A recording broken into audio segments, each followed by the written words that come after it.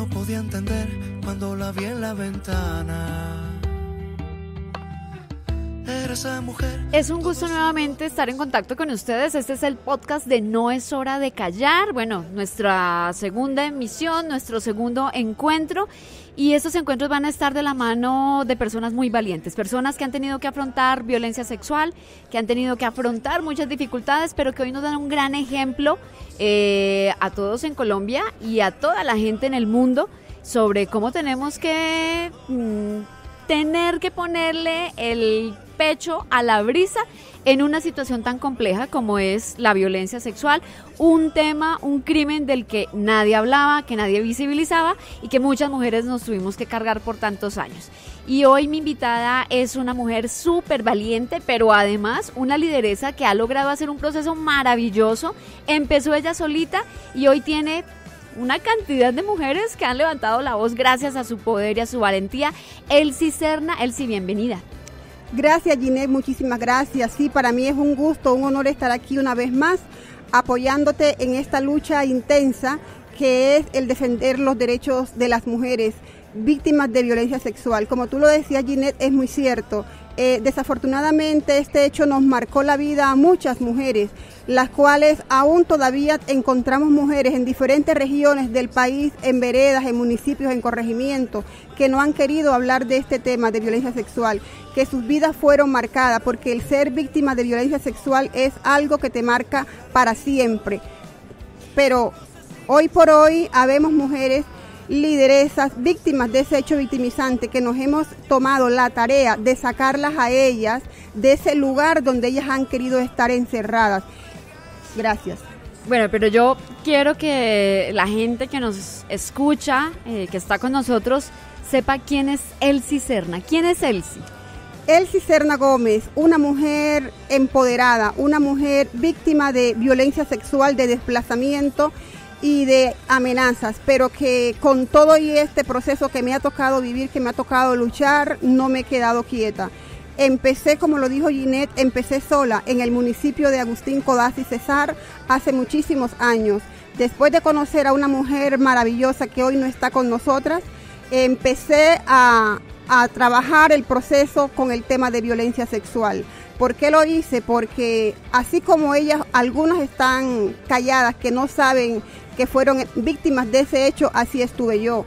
El ser víctima de desnudez forzada, eso es un hecho violento, eso es abuso sexual. Y gracias a esa mujer un día pude darme cuenta de que yo era víctima de violencia sexual y empecé a empoderarme, empecé a ayudar a las mujeres, a sacarlas adelante. Estamos hablando de Angélica Bello, ¿no? Una claro mujer que sí. Que para todas las mujeres que hemos padecido la violencia sexual fue una gran inspiración.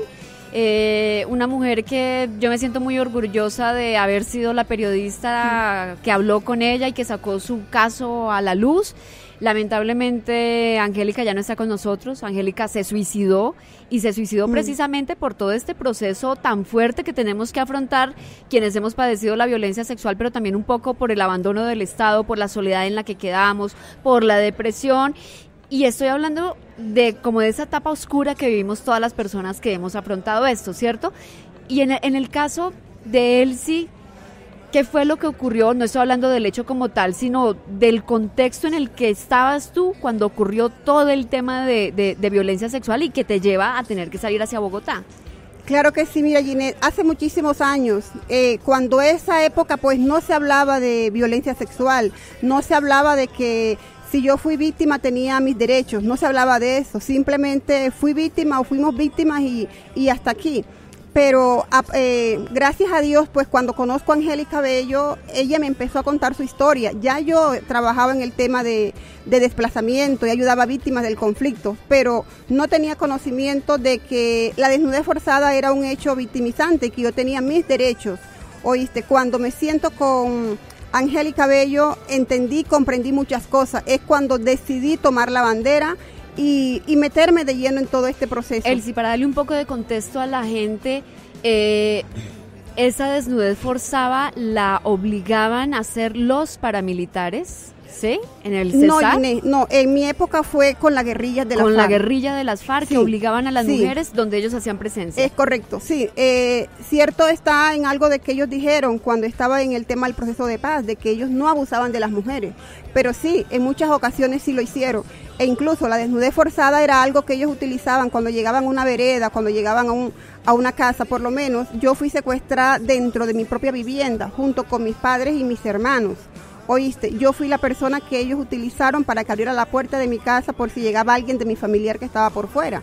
Entonces, en ese trance, cuando ya toda mi familia llega, ellos me obligan a mí a estar cerca de ellos, pero desnuda. Algo de lo que yo nunca hablé, incluso mis hijos, mi esposo, jamás supieron esto. Ahorita, pues, aquí tengo un hijo mío presente, pero ya no me duele, ya lo siento como algo que es mío y que me tocó pasar por esto por algo. Hoy me siento una mujer fuerte, una mujer capaz de hablar de esto, una mujer capaz de meterme donde hay una mujer en calidad de secuestro, donde hay una mujer que la están maltratando, que la están humillando. Y aquí donde estoy sentada, me he dado la tarea de luchar por ellas. Le he quitado a la FARC, por lo menos, le quité 2 niños que le habían quitado a una de las mujeres de las cuales fue víctima ella de violencia sexual, pero por paramilitares, luego por la FARC, luego se llevan 2 niños. Cuando ella me llama en horas de la madrugada, me comunico con Oscar Silva de la Cruz Roja del Cesar. Él me ayuda con esta mujer, él me ayuda a rescatar a estos niños. ¿Oíste? Entonces lo hago, de corazón lo hago, porque siempre le digo a mi familia, a mis hijos, cuando me reclaman el por qué mami en esta habitación sola, por qué mamá si dejamos todo tirado, por qué si cuando tú eras enfermera salíamos en familia, por qué ahora aquí este encierro, por qué te persiguen. Entonces yo les digo a mis hijos y se los digo al mundo entero, todo lo que pasa en nuestras vidas tiene un propósito. Y el estar yo aquí hoy sentada no es porque yo quise hacerlo, es porque es la voluntad de Dios. El haber sido yo víctima de este hecho es porque por mi hecho victimizante hay muchas mujeres que van a ser salvadas, que van a poder hablar de esto. Elsie, ¿las FARC en algún momento han reconocido este crimen que cometieron contigo? Bueno, hasta el momento no he tenido noticias si lo han reconocido o no. Lo cierto fue de que ya entré al registro único de víctimas. Con ese hecho ya fui aceptada. Y sí, espero que sí lo reconozcan, porque la desnudez forzada es un hecho victimizante, el manoseo es un hecho victimizante. Y es violencia sexual, que es un poco lo que la gente no entiende cuando nosotros nos referimos a los delitos de violencia sexual. Siempre creemos que la violación, estoy hablando en términos del Código Penal, la penetración. Pero hay otros hechos como el aborto forzado, como la desnudez forzada, como el manoseo, como lo estás diciendo tú, como la intimidación, además de palabra, intimidación sexual, que son delitos de violencia sexual y que las mujeres no los conocen y no entienden de la gravedad de estos delitos, pero que entran dentro de ese espectro de violencia sexual. Elsie se tiene que ir de su casa con sus hijos, sale desplazada, llega a Bogotá, ha pasado unas circunstancias muy difíciles que yo conozco personalmente, hace muchos años que nos conocemos, pero empieza un proceso de decir, no me voy a quedar en el dolor y no me voy a quedar como víctima toda la vida. ¿Qué es lo que pasa ahí para hacer esa transición y decir, bueno, nada, voy a levantar la voz? Sí, cuando salgo del Cesar, luego de conocerme con Angélica, iniciamos el proceso de lleno, me metí de lleno en el Cesar, en los corregimientos, en los municipios, focalizando a las mujeres víctimas de este hecho que nunca quisieron hablar. Luego, cuando muere Angélica, decido y con un grupo de compañeras organizamos una jornada colectiva de declaraciones y denuncias de violencia sexual. Luego de esta jornada que se hace en el Cesar, soy amenazada. Me sacan del Cesar, llego acá a Bogotá a un albergue, luego de un albergue llego a una pieza, luego llegan mis hijos, mi esposo, quedamos en hacinamiento y digo no voy a llorar más, me voy a levantar, tengo que seguir. Logré por primera vez acá en Bogotá hacer una jornada de declaraciones de declaraciones de violencia sexual con el apoyo de la Defensoría del Pueblo y el Ministerio. Con el apoyo de estas entes administrativas, pues logré hacer esa jornada desde Movicen, que es mi organización de base. Movicen nace luego de que yo salgo desplazada, que muere Angélica, digo no voy a seguir llorando, voy a levantarme, voy a seguir, conformo esa organización, Movicen. y logramos en Bogotá hacer esa jornada muy buena. Ya todas esas mujeres, ahorita en junio van a tener un año de haber declarado acá en Bogotá, ya están en el registro único de víctimas, gracias a Dios. Ahorita estoy organizando una nueva jornada en el Cesar y otra aquí en Bogotá. Entonces no me he quedado quieta, he seguido adelante.